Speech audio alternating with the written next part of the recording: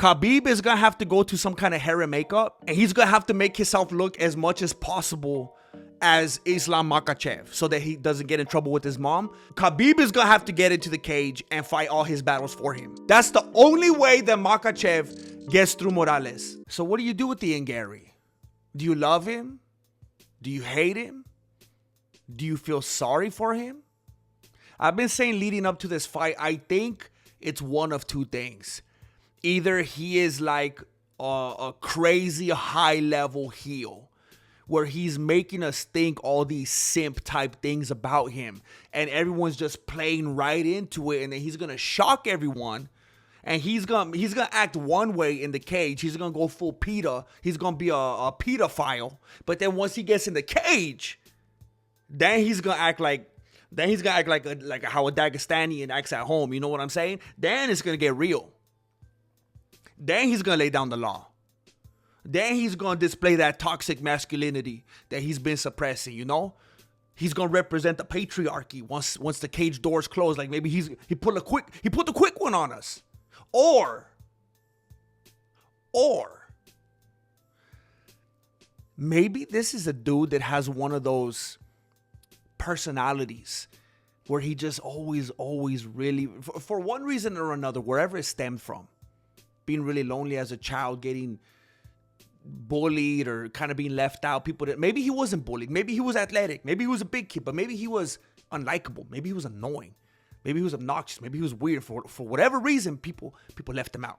People didn't want to include him. People didn't want to have nothing to do with him. People got tired of him.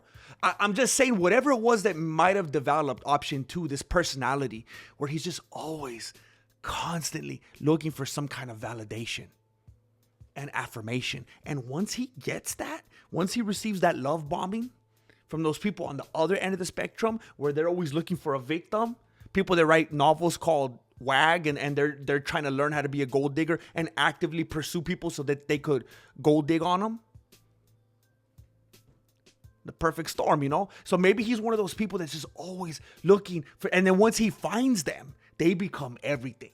They become a god to him. They become an idol. They become his every breath, and then he forsakes all others. You know, he just gets that tight core, and that's why he acts so stupid with everyone else. And he says F you to the fans and all that, and says I don't need you, blah blah blah, does the Bo Nickel, middle fingers, all that. Maybe that's why he's able to act like that so strongly and not care, because those ones that he feels are in that inner circle, they get his everything. They get his all. He's over there doing hearts and blowing kisses while he's in the cage. I don't know if you guys saw this. I called it out during the Mexican Fight Companion when I was streaming. When he was in the middle of the fight. I'm not talking about between rounds. I'm not talking about during the announcements. I'm not talking about like he had someone all figure 4 leg locked and he was able to have his hands free. I'm talking about like in the middle of a fight. He's looking over and blowing kisses. I could only assume it was to Layla. I don't know. I didn't get the angle right. It might have been the nutritionist. I'm not 100%. He's blowing kisses to people. He's doing hearts. And then above all that, even Dana White was frustrated with them afterwards.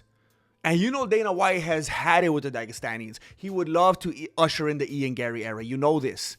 But he was mad at Ian Garry. He says, bro, I hate when people do that. You don't do that at the end of a fight. When you're in a close battle like this, you don't come out before the 5th round hugging, kissing, and like giving each other massages and raising each other's hands and a fist bump. You don't do that. It's on sight. You come out to kill or be killed. And Ian Garry, it was, bro, I think the general consensus is it was rounds 1 and 2 to Makhachev, and 3 and maybe 4. I think people at this point, I think it was pretty, I think that's what people are agreeing on right now.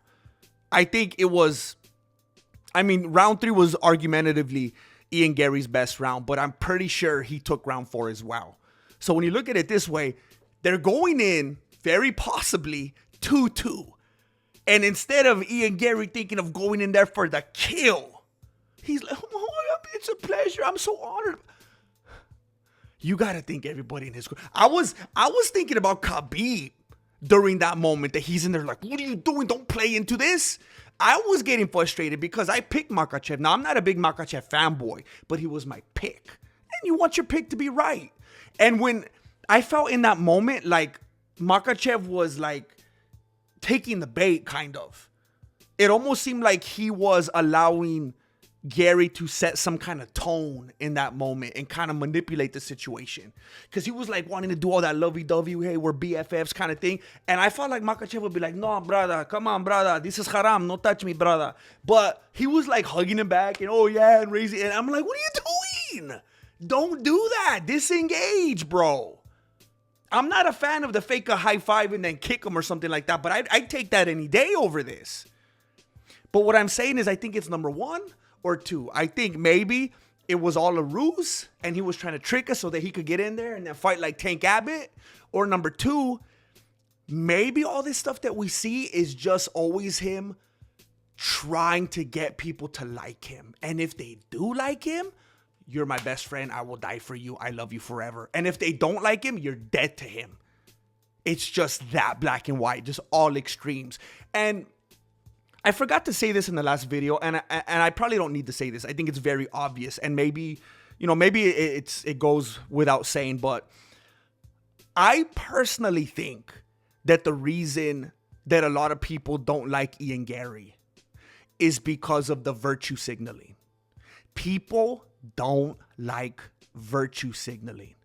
Ian Garry could get away with saying and doing so many bad things and get away with it and have people relate and be on his side and provide allowances for him, show forgiveness to him, blah, blah, blah, blah, blah. But the moment you start virtue signaling, now you think you're better than me? Nah.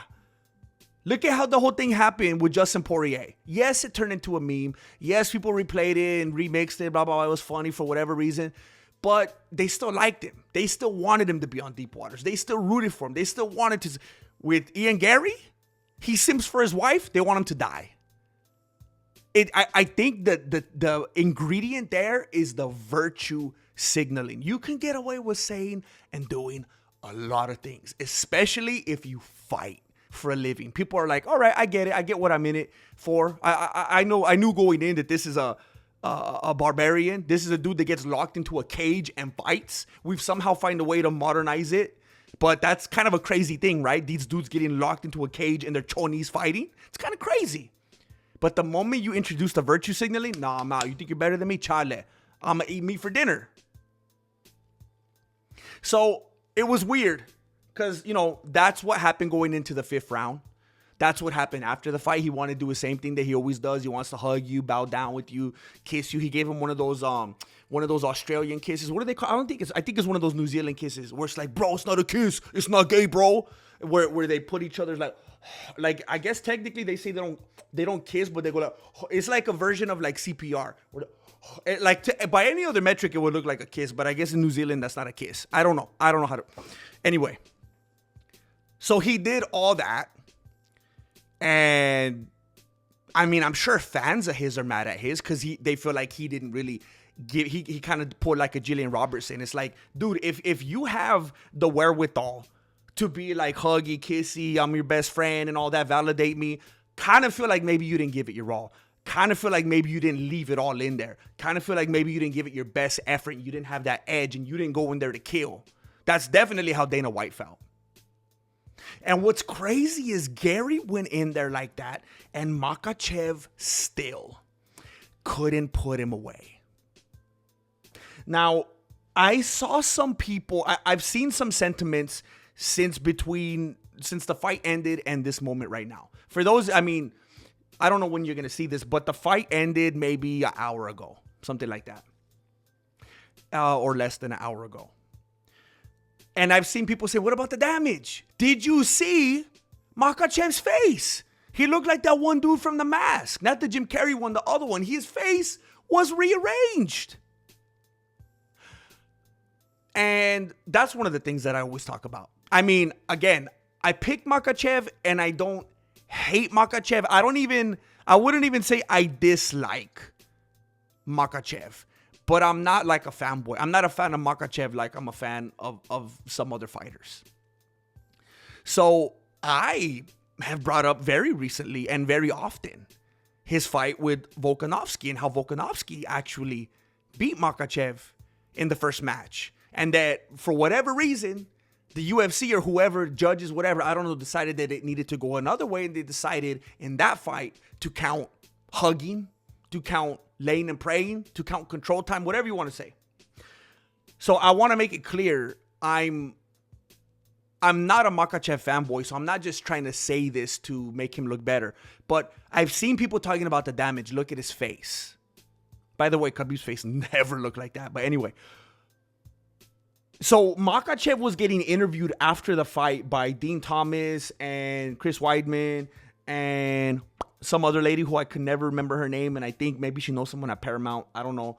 And then also Paul Felder.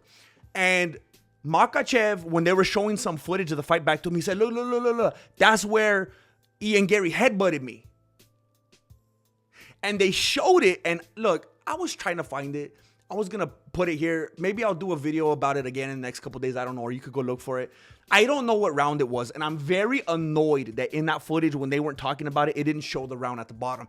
And I opened another window. I reopened Paramount. And I was trying to skim through the fight and find that moment. And it was so glitchy. It took forever. And it can't. You know how some platforms you could just drag the thing across and it'll show you like in super fast time the whole thing playing out. This one doesn't do that. And it would have took forever for me to find that exact moment. So you could go try to find it if you want. But there was a moment, I kind of think it was in round 2 or 3. I'm not positive. Maybe round 2. There was a moment where Makhachev had Garry on the cage. And if I remember correctly, it seemed like that moment lasted forever. And I think I even said during the stream, maybe that'll help me find it later. I think I said during the stream, I don't like when the refs intervene, but I can't believe Herb Dean hasn't stopped it at this point. He's just holding him against the cage forever. And then finally, Makhachev picked him up and dipped him. And on the way down, Makhachev dipped him, and then now Gary's on his knees, right? And Makhachev was like going to go down and grapple with him. But as he was on the way to do that, Ian Garry's right here on all fours, and then this is what Ian Garry does as Makhachev is lowering down the grapple with him. This is exactly what Ian Garry does.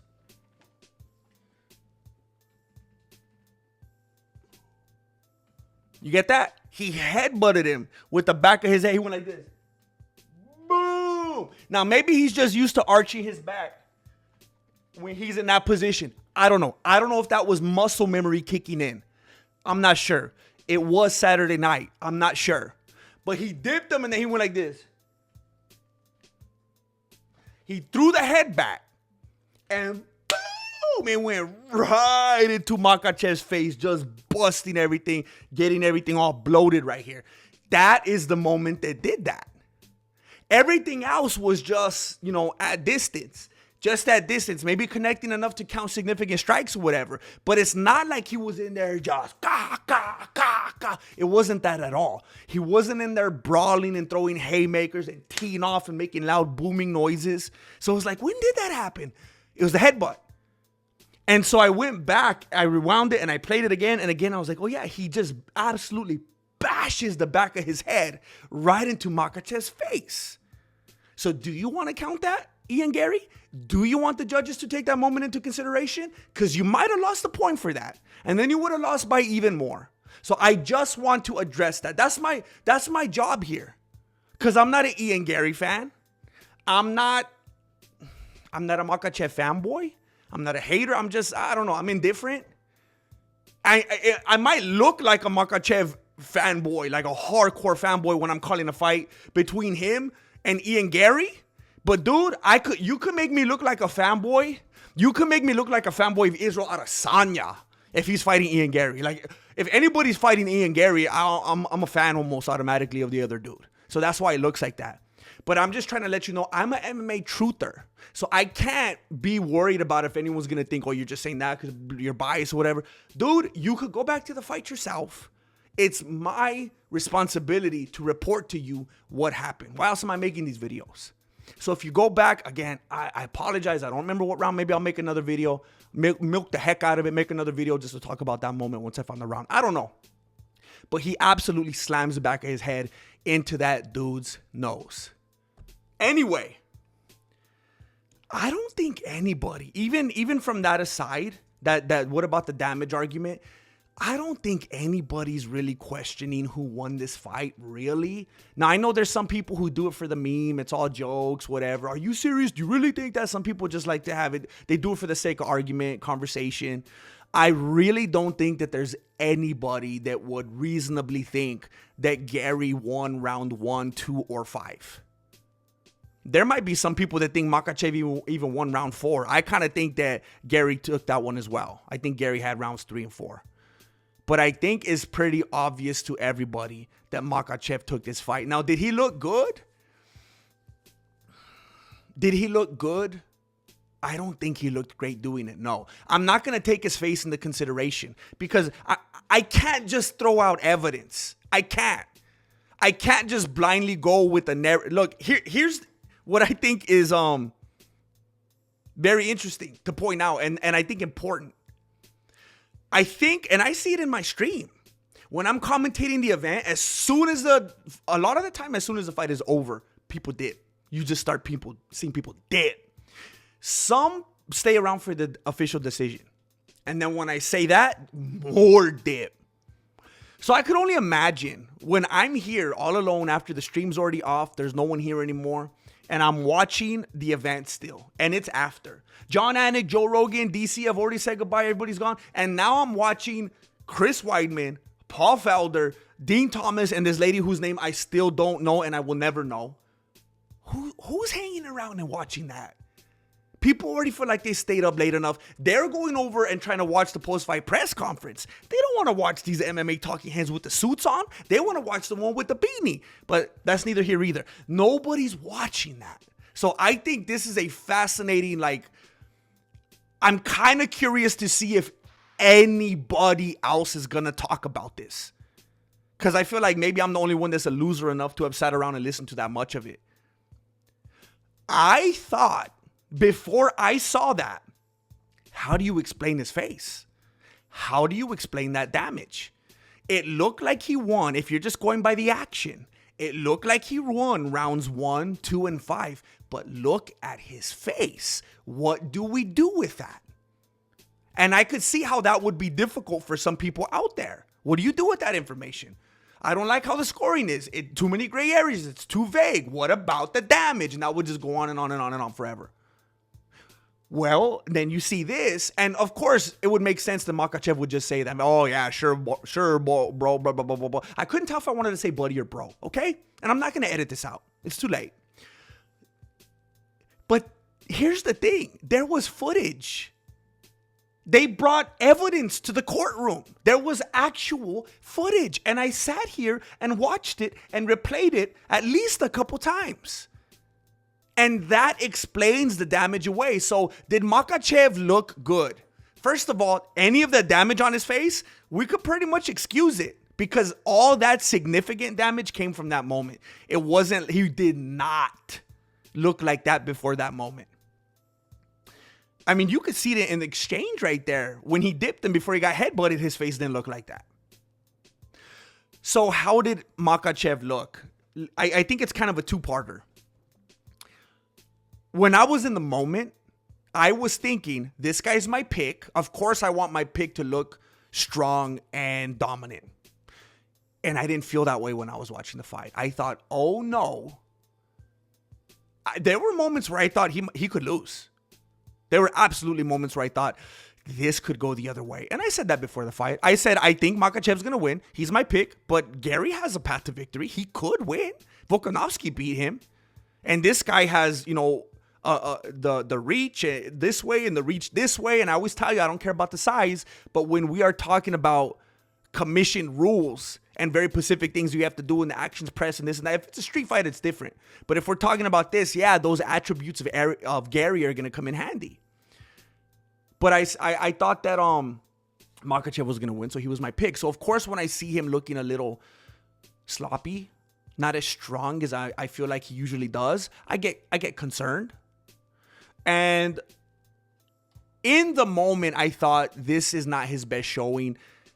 I think Morales is going to be an even tougher matchup. You still got Prates. Oh, no, Makhachev. And after the fight, Joe Rogan even said, man, if I was on his team, I'd probably tell him, go back down. Go back down. And DC was like, no, what you talking about?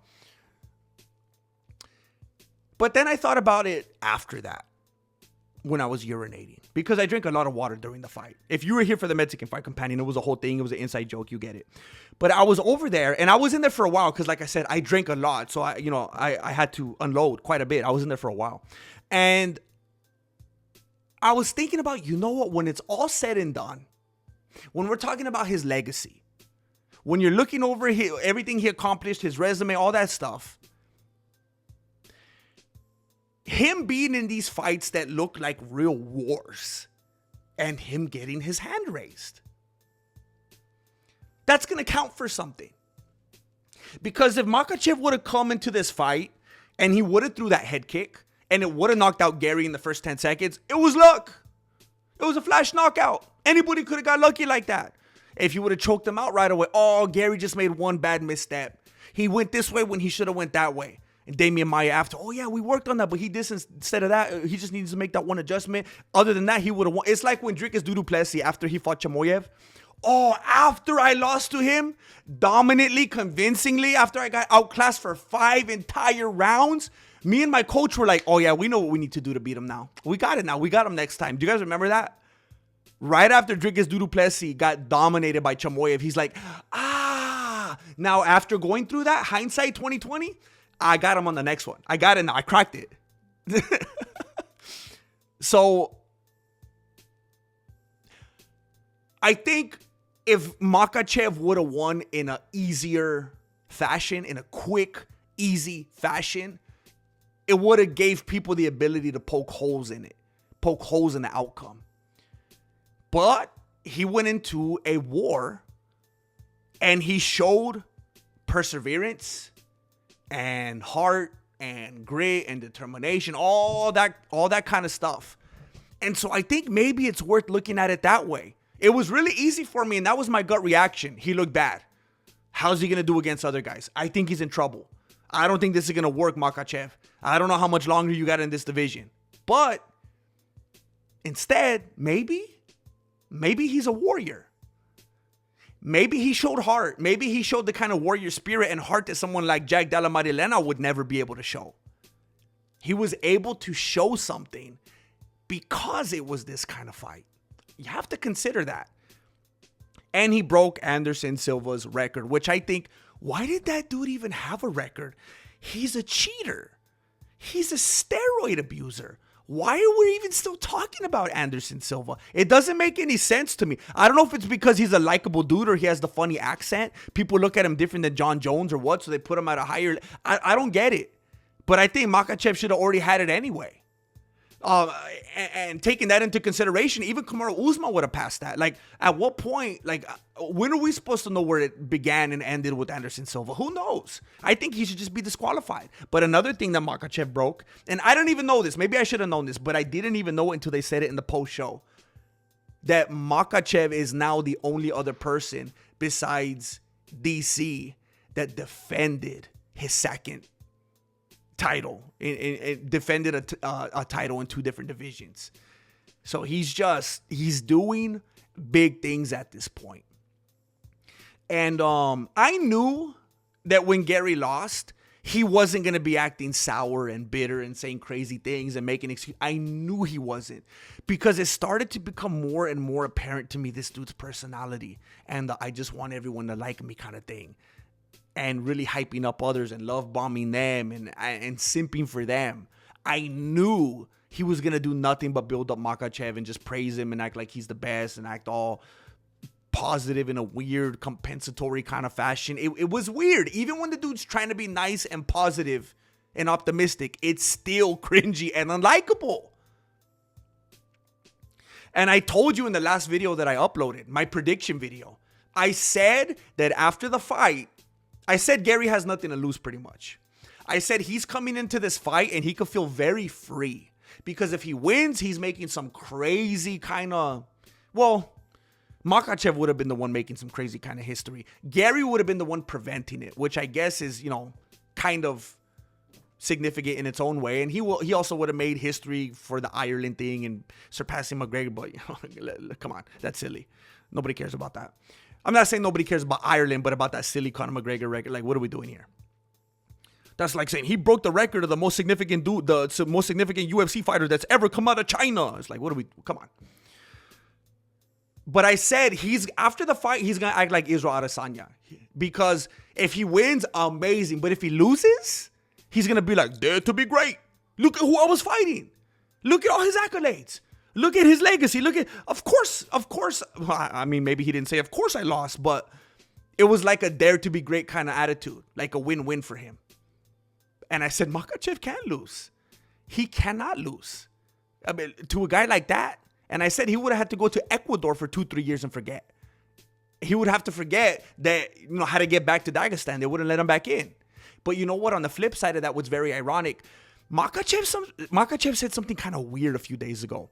When people were telling him at one of the press day things, they were telling him about how Ian Garry's son liked him and wanted to meet Makhachev and was crying when he left and he didn't get to meet him. And Makhachev said something like, yeah, I meet his son. I will meet his son after. I will meet Ian Garry's son and I will make him very happy. I was like, dude, maybe let's use a translator next time. He said, I will take his son and I will make him very happy. What does that mean? Maybe he takes Ian Garry's son to Dagestan 2-3 years and his son forgets about the whole Ian Garry debacle, that he was born into this abomination of a situation. Maybe that's why Hasbullah was there. We haven't seen Hasbullah in a while. And they showed him on camera. Maybe Makhachev's team is gonna swap Hasbullah with Ian Garry's son. And they're gonna put like a hoodie on him or something, some shades. And then Ian Garry, the whole family's gonna go home and he's gonna be holding his boy. And then he's gonna be holding his wife's hand, and then the wife's gonna be holding the nutritionist's hand. They're all gonna get in the SUV, and then they get home, it's dark, and then they're gonna put him to bed, and they took off the hood and they go, ah, it's Hasbullah! And then by that time, they're already in Dagestan. The Ian Garry's son already has cauliflower ears. They were grappling on the plane. They were grappling on the flight back to Dagestan. I don't know where it goes from here. I honestly think that Michael Morales, when you look at the things that Ian Garry did well against Makhachev, I think Morales does all those things even better. And I think he's stronger. I think he punches harder. Khabib is going to need to figure out what the heck Makhachev needs to do. What he needs to adjust to prepare for Morales. Prates, I'm not worried about. The only thing that after seeing this fight and knowing the threat that Morales is, I think that this is the only way to victory. The only thing that they could do going forward. The only thing that Khabib could implement to make the most accurate, proper adjustments. I think Khabib is going to have to lose weight. And he's going to have to, I don't know if it's something in the beard or the eyebrows or what. Khabib is going to have to go to some kind of hair and makeup. And he's going to have to make himself look as much as possible as Islam Makhachev so that he doesn't get in trouble with his mom. Khabib is going to have to get into the cage and fight all his battles for him. I think that's the only hope that we have at this point. It's going to have to be a tag-in type of, it's gonna have to be like a Michelle Full House kind of situation where there's two of them, but they only want you to think there's one of them. Or maybe, so then Makhachev's gonna have to gain weight and he's gonna be on the outside in the corner with his hat backwards, acting like Khabib. That's the only way. That's the only way that Makhachev gets through Morales. And I think it's a brilliant idea.